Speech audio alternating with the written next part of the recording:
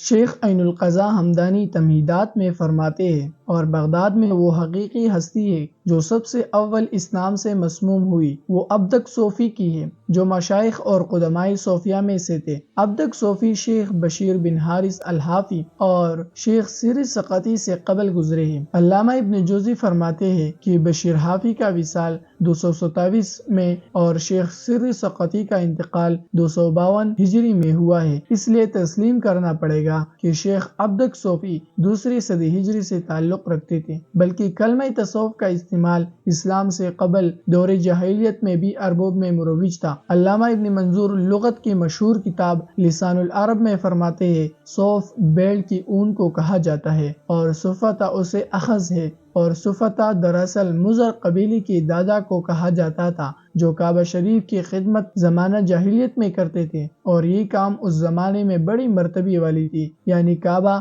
اور حجاج کی خدمت کرنا شرافت کی دلیل ہوتی تھی۔